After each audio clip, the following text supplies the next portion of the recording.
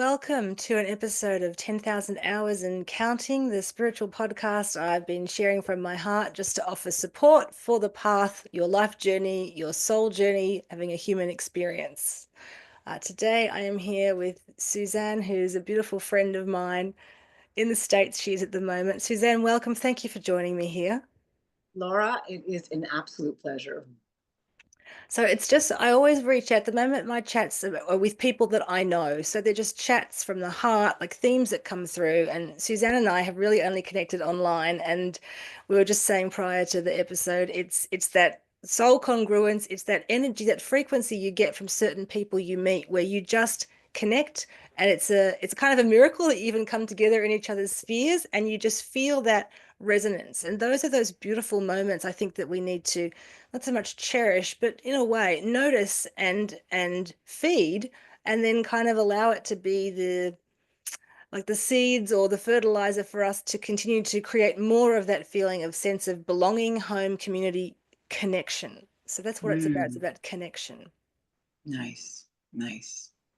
I sent Suzanne an email because I always get themes, and so from what I know with Suzanne, and she has the most beautiful, glorious voice, which is only one of the many things and talents that she has. But Mm, she offers this voice to people, Suzanne, in different ways, and also you use it right, for yourself in singing. And in right. thinking of music and soul song and soul note, I personally believe that we know we Mm, incarnate with a certain frequency, and we're here to it's like create our own piece of music. So we bring in musicians, we have certain frequencies that we're attracted to that either we feel a bit repellent of, but it's about staying true to your soul note and also being able to build on it and make it part of something bigger than just your one frequency. So that was kind of my thing to chat to wow. Suzanne. Yeah, good. That's a nice, big, huge, giant concept. And you used the word soul congruence. So I spent like the last 2 weeks asking everybody, what is soul congruence and soul notes. So let me just sort of personalize it for me, where I might even just have a personal connection to sound or soul notes or even sound. And you know, it's so precious. We all have our own sound. And the irony is, everybody thinks somebody sounds better than them or that they have a terrible sound. So already when we talk about sound, people step into forms of judgment for it. I don't like my voice. I was told not to sing, or I don't like how I sound. So I just want to sort of just, for your beautiful humans that are listening to this, just take just a moment for people to just even just touch your throat area or your throat. You know, we call it your throat chakra, but it's really our vocal cords. Mm. I'm like, give thanks we have them. It's a miracle we can make sound. It's a miracle we can speak. And I think we're really hard on ourselves in our cultures. I mean, maybe there's some cultures that aren't so hard, but most people I know, when it comes to sound or a note, step into a whole series of, I don't sound very good. I hate the sound of my own voice. So I do love the idea of just sort of pouring a blessing of, you have a beautiful sound. The sound you make is your sound, and it's your note, and it's a gift to have two vocal cords that can flap together and actually, make a sound. And so I just want to, that's when I perform or I sing, and I sing now for seniors, I always start with asking them to just put their hands gently on their vocal cords and feel how they vibrate. And just, I'm with 70 and 80 and 90-year-olds who still remember being told, don't make any noise. So Ah. let's give people permission to actually make their sound and make their soul note. How do you know what your soul sounds like if you don't even allow your voice to come through? How Yeah. do you know? It is about giving that permission, and you're using your voice, even if you are praying or speaking, singing to yourself in the shower, but it's your daily, it is your sound. The other thing about sound I wanted to say, and we know this, is we incarnate the words that we use, the name that we choose, which we then transmit to our parents. So that has a frequency that attracts the soul to the body. So it's about attracting spirit into matter. It's about that constant dance of how do we keep that happening? Because without one or the other, we're not here having this experience. So it really is about understanding the frequency too, because Suzanne and I were talking off camera about the energy of, say, your thoughts, so the power of words and the frequency of a word. And if any of you know anything about the Japanese Dr. Masuro Emoto, who worked with water and he worked with frequency to show you what the vibration of certain words can do, you can see that reflected in the water. So we were just talking about the idea of your own self-talk even. It's still a frequency that gets heard by the universe. You're still a tuning fork. So being aware of, if you're worried that your actual speaking voice, you don't trust it, I would imagine, what are you thinking? What's your thinking inner voice doing too? Just be aware with kindness of these things, because it is all connected and it's what you're putting out at a frequency level. Absolutely. Right. It's the words we use with each other, and it's the words we're speaking to ourselves. And I love that point, that everyone who's listening to just really be aware that our words do create worlds. It is it is so powerful, but what we say about ourselves to ourselves Mhm. also creates or destroys worlds. I love the work. I love the water that he did. He would put words like love on the water, and the water would look like a beautiful snowflake. Or he put I hate you on the water, and it would look like a horrible kind of, divisive cell. And that's a beautiful scientific experiment. Really powerful medicine in that, Laura. Just be aware that our words are powerful, and that mostly the words we're saying to ourselves, right? Just with Mm, such speak to yourself with kindness. mm. Speak to ourselves with kindness. I often think about that thing, and it's probably an old, not a teaching, but a human way of being. If people would say, when you're training a dog, for example, dogs don't have intelligence according to certain people. And so you could smile at the dog and look friendly and use horrible words, and supposedly the dog wouldn't know. And they're so completely tilted to what is the truth, because animals, and it's like young children, all those things are connected to frequency and they know it better than any of us. So it's like if you smile at someone without meaning it, or you say friendly words at the grocery store, but you can feel there's a harshness underneath the person, you might as well have not said it. You know what I mean? So it's just taking responsibility for, yes, the power of your words, the frequency, and having the compassion for yourself. It's not about perfection, but I would say it's about authenticity. So it's about allowing your voice to come out. If it's coming out harsh or mean, that's not your authentic self. That's the layers of pain. So we want to excavate those to come Right, to the truth, which is, the truth is, we all matter, we all belong here, we all have a voice and a reason. And we need to, you've said it before, we need to sit in the compassion for ourselves and for others, because otherwise it's just a huge cacophonous noise. It's not an orchestra that sounds beautiful, it's just off-putting. right. And I love this is you've just really pointed this out, right? You can say one thing, but they pick up another. Dogs don't hear words. They actually just pick up tone and frequency. And beautiful thing, and it's really lovely how it's scientifically validated, is we actually know that this is true. We know that frequency and waves actually send out vibrations. And so people actually read the vibrations and the frequencies from our heart level that we're sending out. And if the words don't match, it doesn't matter. People are just reading your vibe. And it's that simple. Whatever you are resonating with and vibrating with yourself, that's what everyone's picking up. Mhm. So my personal responsibility every day is to come centered into my own personal self enough with love and compassion and personal practices, so that when I speak, it's in alignment with my heart's frequency, Mm, and that my words are, I love that we talked earlier about, is it walking the walk or talking the talk, talking? It's all the same thing. mm, Because the truth is, everyone's reading what you're sending out as a vibration anyway, or your frequency. So take a little time to come into the congruence. You would use that word congruence, or come into that alignment or balance where what I'm sending out energetically from my heart is as lined up with the frequency of my voice. It takes a long time yeah. to do that. I am 6.0. I'm 6 decades on this planet. It's taken me 6 decades to really come into understanding Mm, that my heart voice and my voice are one and the same. And we also talked, Laura, about, the new world that we're all part of creating. And, the mandate for me to, bring this good vibration into my communities, whatever my community is, whether my community is my family or my home or my children or my church or my community center. I like to think of even my business life is completely the community that I'm responsible for, and bringing my coherent, kind, aligned Mm. heart voice into all of my workspaces.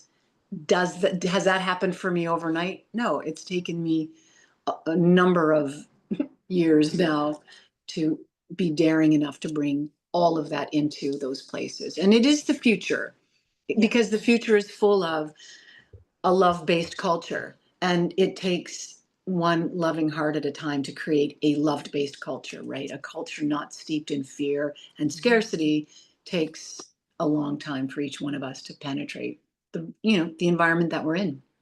And I want to take a moment too to honor anyone listening here who's been on the path, who has that feeling of the heart frequency, the futurist. You might not recognize it in yourself exactly, but when you've been in the world as it has been, that takes deep courage and commitment. And so we want to honor our soul for being those people, to be here holding that space, because it was been very hard to be that type of person, not sort of seeing it reflected back, sort of being in that space of believing something, but also having absolutely no, proof of it almost.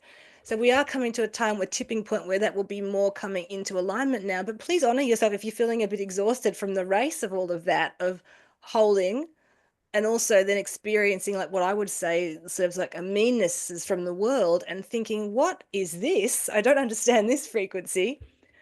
But so it's like, let's have some compassion for ourselves for what we chose to come here and do, because it's so important. And then let's also sort of feel a breath of excitement of what's coming for people in the future, for us and for those we'll never meet, because of the work we're willing to do to believe in something that exists but hasn't fully landed. And how do you live in between those spaces, the in between? And I wanted to just go back to what you were saying about the congruence. It's like you bring your truth, you bring your, so whatever your spiritual practice is, even if it's the most private thing you do and no one really knows, you don't have to bring it out and lecture it or share it or go to people, I read this book, here, read this book. It's about in your ordinary interactions with people, being that spiritual essence of truth, which is essentially unconditional love, it's compassion, it's peace. We don't have to be perfect, but we also don't have to say, I am a spiritual being to people. You just are that frequency of kindness, and you don't need to prove anything. There's something about that too. In every aspect of human life, with your child's teachers, with all the most mundane, we talked about the grocery store, whatever, bringing that spiritual essence to it without lecturing or without words, it's your frequency, and it can affect people positively and spark something in them. Yeah. And the beautiful thing is, what you've just said is true.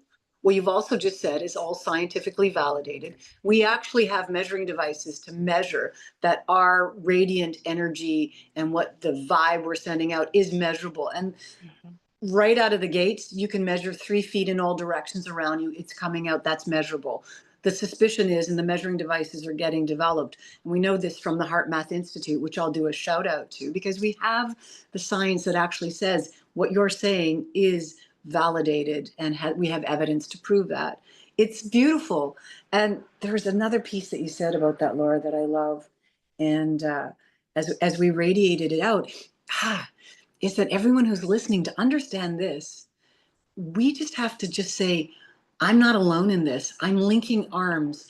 So, Laura, you've been part of my global arm linking. You're in Australia. I live in Canada half the year, in the United States that half the year. But we know that the more of us in this conscious awareness are linking arms. That is undeniably true. And but if someone's listening and goes, yeah, but I don't see it around me, Mm. please know, number one, you're not alone in it. Number two, keep on going. But number three, breathe in and just know you're not alone. And even the concept that we are linking arms energetically, we really are around the globe. This is a measurable, conscious collective. And it's here now. It's, as much as we're seeding the future, Laura, the Yeah. truth is, and you and I are aware of it, and everyone listening is going to get a sense of it. And the more we just talk about it like it's normal, the more we go, yeah, duh. Like, really, this is actually a normal conversation Mhm. for many of my relationships now, Mhm. because there is a threshold that is well on its way. It's Mm, going to happen with or without us, but it's nice to be a part of it. mm. It is. It's so important to understand we are never alone. We come into this world with a guardian angel, with many divine beings. I can go into it in many levels, the unicorns, the dragons. There's lots of divine energy that come with you, connect to you and your soul specifically for your path. So I always find what you said about heart math, and thank you for bringing that in, Suzanne, and the proof, because it is nice now to have that marriage of science and spirituality and proving this stuff that we can all know. I know what I know, but now it can be proven. So I think that it's really what I wanted to say was I sort of have lost the thread a bit. I can just feel the energy, but just sort of trusting in your heart space. It's a measurable field. Okay, I remember reading a book by the Dalai Lama many years ago. He said where some American scientists many years ago, probably the 80s, were coming in to connect with the monks. They wanted to measure meditation and find out how that peace happened. And so they had these special, technological wires and caps that they were putting on the heads of the monks and asking the monks to meditate. And he said the monks were all giggling and laughing. And the scientists thought, oh, they must think this is such newfangled technology. They can't believe it. And the monks were saying to him, why are they measuring our brains? Why are they not measuring the energy of our heart? So that was Right. a learning curve for the scientists. They had to take off the judgment hat of the monks being, unsophisticated. So they were then thinking about measuring the heart field. So my understanding, my experience is whenever all this is upsetting me, even with my personal all this, coming into that heart space, breathing in, actually intentionally touching the heart, breathing into it, that's the seat of the soul in a way. And so that's what brings you that instant comfort where you can suddenly start to understand without understanding. I am not alone. I am part of something else. I am bigger than all of this human drama. I am something magnificent. So always do your best to come into that heart space. Your heart will always bring you that comfort and that connection, and it will always return to you and return you to home and your connection to source. So that's where it starts. Then everybody else who's in the heart field, you'll feel them in there when you're in your own heart essence. Plus, you'll feel the divine masters and all those energies that connect through the heart. Right, right. Yeah, you're absolutely right. And we're talking about it in a esoteric spiritual realm, and the beautiful thing scientifically invalidating. We actually know that the heart is the biggest electromagnetic field in our bodies. I Mm. love that it radiates out 3 feet in all directions, and the brain radiates out 1 inch. So this, the Yes. heart space is the space. And for people, especially more than, now more than ever, just coming into that quiet, coherent field, right? Just dial it down, dial it down, dial it down. And that gives us a chance to breathe and come into the intuitive intelligence of our heart, which is Mm. present, it's there, and then communicate within ourselves. This Mm. is we're walking on the planet now where these are real on the ground tools. These are real things that people can do. We're not alone. We can each heart. I love it. Everyone's born with a heart. So if you Mhm. have a heart, then you have a past to this human experience, Mm. and yeah, and hanging out with your conversations and also connecting each other to this wisdom. Laura, you've brought so much into my personal life in mentoring me, guiding me, and holding space around my you know I also that you don't wake up like this. You know what I'm saying? This is not like, oh man, I got it. It's so much easier. It's not like that, right? This is a journey we should share with one another and find like-minded humans to share this learning curve with, right? Not Yeah. Don't go it alone. You don't. And I mean, I've been on this path. I've said this before. I was raised to remember I'm a returning soul, and that was done without dogma. It was very natural. It wasn't even about angels. It was just emotional intelligence and understanding there's more senses. Having said that, I've been here 45 years on the planet now, and I am still learning ways and refining it and getting stronger, obviously, now. But I had that memory, but that didn't necessarily make my life easier than someone who didn't remember and woke up later. It's just all what it is for you, and it's that sandpaper for the soul. It's what you choose. So you need to have these experiences, but it's all about refining the essence, your original essence, which is always there, no matter what incoming is there. Refining it, believing in it, finding ways to allow it to shine.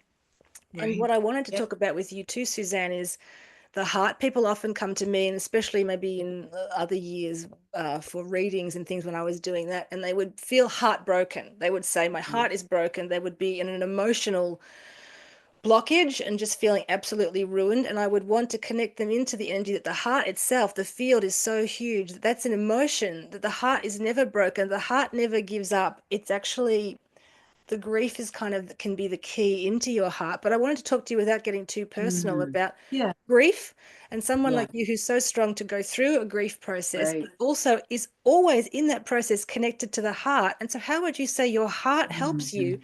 when you feel emotionally broken? Right. Yeah, that's huge. And I will also, my blanket statement is no one understands anybody's grief is so personal and Mm, so sacred and so real. I have so much respect for even just the word grief. And everyone has grief, that we have compassion for each other's grief and grief process. I can only speak that, in coming to terms with my heartbreak or my grief. And it was, related to the loss of my 40-year husband and partner, and the father of my children, is just having so much self-compassion and naming it. And, you know, the heart that breaks, the heart that aches, it's still the same heart, but hearts need, for me, my heart really needed a lot of an inner support structure. And I, and people who hear this, who are, either are grieving or they're going through, the heart's a great cleanser. The heart really does really refuse to give up, and it stores memories, and a loss today can trigger losses from this lifetime and many lifetimes. The heart is a really complex organ, mm. and with great respect for the heart, I had to go to using the heart math training tools so that I could, just being an empath and a high emotion human, plug some of the emotional drains that I just couldn't. They come in, grief comes in waves. People will say that, but for me, at times it would, flatten me or be a tsunami. And that's okay to a certain degree, but not when it becomes debilitating. So I've Mm, had to learn ways to feel grief, to honor grief, to have the privacy on it, but to not let it drain me, mm, and to come into a right relationship with my heart where I go, hey, I know you feel that way right now, but if we stay there all day, in tears and in your bathrobe, and we don't go out in the world and we don't eat today, things are going to go really wrong. So mm, everyone has to have their own journey with it, but the heart has capacity. mhm, And I'm sure, Laura, too, with your training and practices, that people can come into your presence and learn some heart skills. The heart, the heart has so many chambers and so many pathways to the, and really, it's true. It is, the heart is our beacon out to mm, the field and to the masters and to the universe and to all that is, whatever one believes in.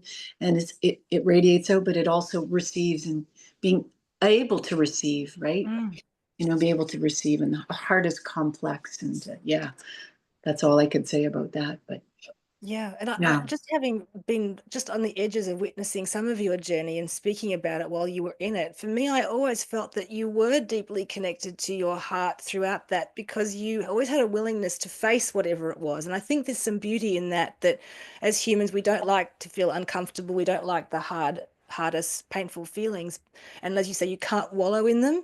But there's an essence, and I found it for me personally, where I need to sit with whatever that grief is. And sometimes when you're a healer or you're a person doing a spiritual path, you're going to be feeling collective grief. It's not yours. And that's another discussion for another day. But just being aware of being able to sit for a moment with, I like to say, the uncomfortability of what that is and just face it for as little while as you can, because that also takes away the demon feeling of it. It undemonizes, it unterrifies you if you can face it Right. for a little bit. And I feel that your own heart, those electrical fields we've talked about, as well as the spiritual energy, it supports you in that. It's like a loving parent. It's got to wait for you to give permission to want it, and it's not going to force you. But when you are willing to just sit with the trauma of, I have no answer for this, and I am really, really deeply sad, I just feel broken, but sit in it and not try to fix it, not try to distract yourself from it. On the other flip side of that, I feel like you're almost willing, not willing. It's almost like once you get into that energy, something will happen, like a butterfly will fly past, or something, some tiny thing will come to uplift you because you were facing what you felt was not faceable. And again, not living in it, then the next moment find a way out. But looking at the pain, sitting with the no answer, just sitting in it for a little while. And I feel that your heart will then hold you and help to Mm, strengthen you and move you mm, through. We don't want to distract ourselves away from our pain. That will be a very long life journey. We want to continually keep transmuting it and healing and lifting it into something else. So not distraction, presence. That's what I felt from you. It was always a presence, an awareness, and a like a clarity of it, or just a willing to face it and be in it, but also not use it like people then make it a badge. There's just something about that, being willing to be authentic with it and then move on the other side and then move through and then have the time when you're feeling worse, but trusting that you can face it, or you don't mean to face it, but you have to face the truth of what's happening and then moving through with the compassion of your own heart. mm. Yeah, and you were a witness for me. And you have to remember the fact that you could witness that in me. What it really proved is that I opened to assistance. Yeah. So really what I learned was to be in a very safe container, which was what I chose to do with you as a mentor. And very few people you can find that can hold, have someone who can hold the heart space around you, because it does take courage. It does Yeah. take bravery. You do want someone sort of monitoring and witnessing. And it's true, the heart has capacity to heal itself, to cleanse itself, to grow, to get bigger. But just by the fact that you were a witness to me speaks that I had the wherewithal wisdom to know I needed people around me to be with me in that process. It's Mm. not, I don't think it's a solitary endeavor. For Mm-mm. me, I really, really needed psychic support systems to go, just hold the space around me. And that's what your work did. That's what your voice did for me. That's what your presence did for me. And really, that's the gift that we want to be able to do for others. Can we hold the space around someone to be brave? Yeah. Not fix them, not shut it No, down, not distract them, just no. hold the space for people's hearts. Being present is the greatest gift. And you were present for me. Yeah. May the ears that hear this know the greatest gift is be present, Yeah. hold space, let that heart hear and see and feel itself. And the heart's, that's where the heart transforms itself, right? It goes, ha, well, that's out. Yeah. Next, the heart was like, yeah, well, I just, needed to let that go. It's like, wow, okay, Yeah. right. Yeah. It, it's a Easier said than processing. done. Much easier. We're saying much easier said than done, but let's even talk about the concept. It's a great processing. It's like a giant central processing unit. And in Chinese medicine, and when I use esoteric acupuncture, I work on the same points of the body. The heart is known as the emperor, because it's so important to the physical health of the body, but it also is to the spiritual health as well. It's a huge, and we still are discovering things about it. But if you just can honor it, and yeah, it's little bit like with little children, the way they're willing to, they might fall over and hurt themselves and they'll cry, and the next minute they've forgotten it. But as adults, we tend to examine and hang on, and then Mm, we bring associations from the past through, and we weave together this messy, garment no one really wants to wear. So just have an awareness of being able to be as present as you can be, and let life sort of happen through you, because you can't fight what's going to happen. I also wanted to talk a little bit about, we were talking about the frequency and the beauty of your own truth. But before the call, we were also talking about like the difficulties where I know that there's a particular, maybe a disharmonious, inharmonious note, a place I had to be, a relationship, some of my own self-belief.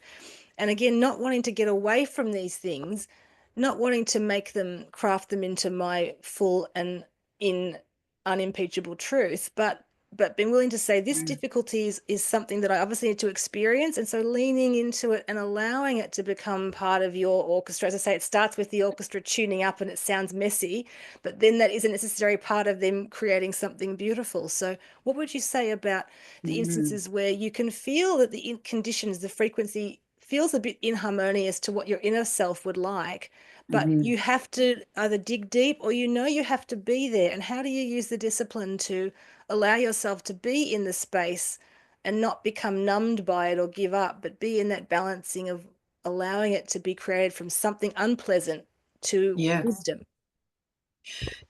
Well, if you can figure that out and bottle that, Right? right? I mean, doesn't everybody face that all the time? I mean, Right. as humans, we're going to face that all the time. And it happens to me. If it doesn't happen to me once a week or once a month, and the irony is actually it happens less and less Hmm. because I'm also not attracting it.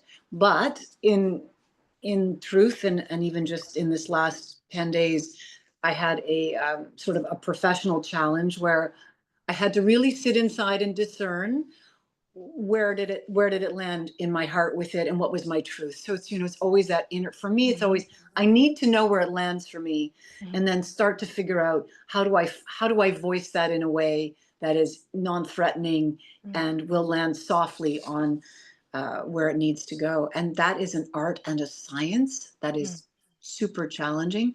But a lot of it is just getting really clear about, well, where am I in something? And I mean, I put my hand on my, I learned in all the training we've done and all the training I still do is, where am I? What is my truth? Hmm. What is the problem? What is going on? And then just really, staying clear about it. And then just watching words. Because if it has to come out in an email or a text or in a communication piece, really carefully crafting the frequency Hmm. of those words. I don't know how many people can be in our soul symphony if their notes are too off from ours for any Mm, length of time. mm, I regrettably think that we are the conductor, and there does come a time where you go, we just can't keep that instrument. I think so. Discernment's really important. mm, Do I keep in that soul orchestra note chamber that particular instrument that's never going to come into this harmony and this symphony? yeah. And some of the harder things are just to go, it's no, Hmm. because it's not always a yes. And Hmm. so I have learned, and I'm still learning. We used to call it boundaries in the Yeah. 80s, in the 90s.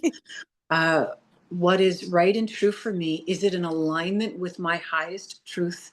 Mm, And if it's not, I can't keep acquiescing and allowing it to be present, mm, because it's never going to allow me to stay in my functionality. You mm. can't do that with family at sometimes, but you can have, I love the word, stay a little detached. Yeah. So some detachments, I think, is a better word than boundary. Non-interference, Yeah. drawing a line, and that is boundaries.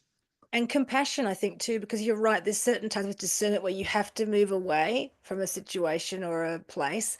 And at the same time, I want to go back to the music. I'm not a musician, but the music analogy, I can imagine that an inharmonious instrument might, for a little while, tune your ears to higher frequencies or something that you weren't aware of before. And so that would be ultimately something digestibly helpful. But then in the long term, you'd need to move on. But I just want to sort of talk to everyone and let you know it doesn't need to be perfect or beautiful, the path. It doesn't need to mean that you've got that beautiful beginner's luck of the path of, and then this happened, and then this happened. It's not like that. That's why they call it beginner's luck, to like beautifully and lovingly tempt you onto this inner journey. But then a lot of the time it's when the going gets tough, how do we keep going? We do it because of that inner resonance. And so if you can look at things that are challenging and try and look for the reason for it for you, or even have some gratitude for it, I believe what Mm-hmm, you said, then it can move through. But just want mm-hmm, people to know, even if it's challenging, there's a reason your soul wants it. And it's not for you to judge yourself and say, I must have done something terrible in another life, or I must have failed this part of this journey because this weird thing is happening to me that I don't like. It's about being able to accept it for its time or its moment or its place. And then, yeah, as you say, if it's someone you can't move away from, how do you then shift the frequency? How do you maybe alter compassion or step back a little bit? Because there's people you can't change with words. You can't influence people, certain people's opinion with words.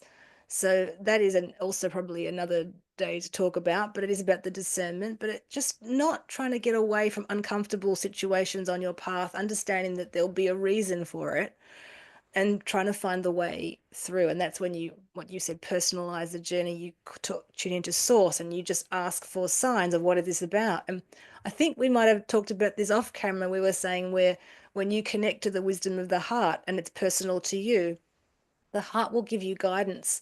And mm-hmm. quite often it might be wait.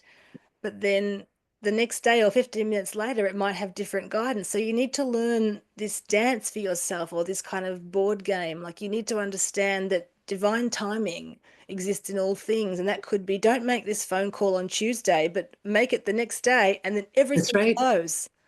And that's your own harmony. How do you get into harmony and congruence and Right. flow? By Right. listening to your higher self, your inner guidance, the heart. Absolutely. Dial in, check in. I mean, everybody checks their messages, right? But like, it's kind of the same rhythm. The heart is always there. It's always scanning the landscape. It's reading the environment, and it's just sitting waiting for you to ask. And it's true. You know, the access to the heart's wisdom is a evidence-based tool where you go, you know, I'm listening. And always the heart, always, it never speaks long sentences. It doesn't speak in judgment, and it doesn't go, I think. So if you get a I think, then that's not the heart. Heart doesn't think. It's a single organ. It's not polarity. The brain goes back and forth like a ping pong game. And this is again the heart math training that I've been a part of. But when the heart speaks, it will have like one word.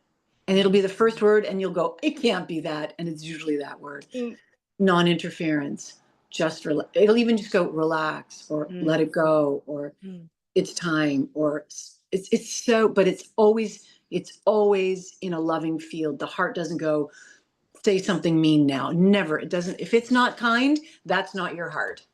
And it You know, never the heart comes speaks love. with an excitability. Heart guidance and true higher self guidance doesn't come, Right. do it now. It doesn't No, come with no, that. It comes no. with just a peaceful sense. And often Yeah. it might be wait. The other thing I want to talk about is that being able to be so committed to yourself and your path that you're willing to check in with guidance and to trust, not try and make things logical. So your human part would say, what do you mean? It wasn't Tuesday, but the phone call is tomorrow. That's the mind wants to get all upset. We don't need to know those things. We just need to trust there's a reason for that flow on that particular day for our soul. And if you prove to the universe and your higher self that you're willing to listen, you notice the personal signs for you, whatever it is, the butterfly, the 11:11 on your clock, the 333 Right. on your Perfect. grocery receipt. You notice those signs. Then say to the universe, oh, thank you. Even if you don't know really fully what it means, just saying thank you. And then if you ask the universe a question, you need to be willing to act on it and show them that you've heard. So if your first reaction is wait, and part of you thinks that can't be right, just experiment with it a little bit. Just go, okay, well, you know what? I'm just going to wait at least till tomorrow. Then I will tune in again and I will ask again. It's a making yourself sort of the science experiment in the best way, and refining and refining. And don't just act on the first guidance that comes if it's rush out there, or if that's what you usually do too. So it's about being willing to experiment, to listen, and to prove and show the universe that you will get into that alignment and you'll listen for the fine frequencies. And even if you have doubt, part of you will just say, you know what? I'll just trust in that. And then you start to get more and more congruence and more into alignment, because the universe can see that you're ready and it's not overwhelming for you. And when they say not today, but tomorrow, you don't go, well, that's insane. You just trust Right. and you I flow. love that. I love that. What I'm taking away from that, I love what you're saying, right? Number one, don't argue with the universe. Number two, you are the universe. Number three, it is a relationship of trust. It takes a while to build it, but the universe is always communicating. And that's the deepest reality and truth that I know. It's true for me. And the more I trust it, the more I listen. It's a relationship of trust. And it's a two-way relationship. And at the same time, it's the one. So this is the mystery, and this is the magic of it. But I do love your references and and share it with your like-minded community and friends, because it's really nice to go, oh, someone sends you a 333 or 11, because actually the universe is talking to the universe doesn't play favorites, and it loves to be listened to. Yeah. And here's the you thing, know what about when you see somebody on Instagram and they've drawn a card and they're reading it in general, but you happen to see it, and you know that card, or you open one of your own oracle cards and the message just speaks to you as though the person wrote it and is speaking in your ear. This is how the wow. universe works. So that's what you're Wow. saying. If you feel Yeah. guided to share it, it's like share the love, share the positivity. And if you see that bird feather on the path, I Right. guarantee you there'll be 25, 50 other people who didn't see it. So it is Right. something for you to take. And that's how you learn your own language and how we build each other up. Yeah, like rather than sharing Right. something else, share this positivity, and it spreads it around. And if someone's meant to see it and you put a picture, or you told your friend about the galah feather, we've got birds here called parrots called galahs. They're pink Wow. and grey, and Wow. they're about the heart chakra. Then that might mean something to them. It is about that interconnectedness of us all and the ability to, yeah, just listen to that sort of unseen realms and the unseen worlds and balance them into your material world and make it more rich and make the journey more rich, and understand that everything, the light, the dark, the rough, the smooth, it's all part of this soul's journey, and it's all important for us, and we honor whatever stage we're at. It's really important to honor you, your path. If you honor you and love you, you'll start to attract more people who see you, love you, and honor you. And what you said before, you'll start to resonate less. Doesn't mean there won't be any difficulties, because there's still growth, but you'll resonate less with the parts and places where you're not seen, you're not heard, and you're in frustration, for example. Absolutely. And it's a process, and one size doesn't fit all. We're all in this together. If the fact that we'd even be sharing this conversation and having it. And the beautiful thing is the veil is a lot thinner than it's been for those of us who are aware of how long it feels like it feels like it's been a long time. And then all of a sudden it feels like it's no time at all. But this is a really beautiful conversation to have, and to really just give everyone permission to go, hey, I'm somewhere on this journey too. And everybody matters. Everybody's, and that's also this realm. And then the realms that we're, Mm, in all realms, right? We are all in this together. mm, Yes. absolutely. Yeah. So I just want to just cycle back to voice. We were talking at the very beginning about your sound and what you said people often have been taught or are frightened. They don't like the sound of their voice. That we can just bring through a way to, either in the shower or somewhere private, if you can allow yourself to speak or sing a song, or even just what we call it toning, make a sound, even just om, or if you happen to come across a mantra that you like, even if you're not really sure on the phonetics, let yourself take some time to make some sound from Right. your Right. throat, Right. Absolutely. and Yeah. Give just yourself permission. Just let it be okay, and just do it, right? Your just your imagine body's that listening. it's part of this, it's like a frequency of attraction, and you're just harmonizing in with the universe. So the more Right. that you get empowered with your voice and the more that you sort of trust it, it's something about listening to others is also a throat chakra exercise, and really being present and listening and witnessing. So you might be someone who listens more than you say, but if you're doing it with that quality and not letting it be a burden, you're genuinely being like a filter of light in whatever way. That's a throat chakra exercise. That's your frequency. So be aware of that too. What is my Beautiful. frequency? Be aware of it. Beautiful. We're all there. Yeah. It's all those things. Just do it, and do it in a way that feels natural and normal. And I like what you said about mantras. I like you, sing your favorite song. We know that the voice, when we just even hum, Mhm. if people don't want it hum, actually is an instant connection of the vagus nerve. So just Mm, humming mm, actually connects the longest nerve in our bodies, from our brain to the bottom of our spine, it gets activated. So yeah, hum. People And don't feel humming, embarrassed humming. exactly. Humming can be quiet and it will just tap you into that frequency. So it's really nice to find these little ways, to feel into all the parts of you. But that's what we wanted to say today about Soul Note and about the people who are around you. Look for the support. Imagine yourself like this beautiful orchestra, this soundless sound, and connect in with others. And when you come across people the way Suzanne and I met, you can't make up the way these things happen. When you find those people, feed that energy, feed that relationship, and just be sort of excited to be part of something beautiful. And we are. The future is here now and it's coming in. And we've already had amazing stuff in the ancient past as well. So let's bring through all the positive stuff. Let's really let this golden age energy really start to blossom and move away from that really old energy, which was part of the lesson, and the scarcity and the sense of separation. And let's step into this together. And what you were saying, it's like linking arms. Drop into your heart, feel, imagine, pretend all the other people, all the many people who are doing light work in whatever way. There's many, many, many, many. Feel into that energy. And when you do that and you pray for you and you pray for others, and when you do your own inner work, that is how we heal a lot of the problems that are on the surface that look like they're insolvable, unsolvable, Absolutely. insoluble. Yeah, Absolutely. Yeah, that. absolutely. The inner is the outer. The inner work is the outer work. Absolutely. And don't be afraid to nurse the relationships that are nourishing, Mm, to seed the communities of others. And you don't have to be a healer or a light worker, mm-mm. because the truth is light doesn't even differentiate. Anyone who's listening to your words and is Yeah. part of all of this in this conversation, you are the light. We are light. We are light, and we understand you need dark to have the contrast of light, but absolutely. Yeah, Everyone has a heart, everyone has a soul. We're all here doing this human that's journey. right. If you're here listening to this, you've got a heart and you've got a soul. And then who knows who else is listening to this in all the dimensions that we, Yeah, can't name. yeah.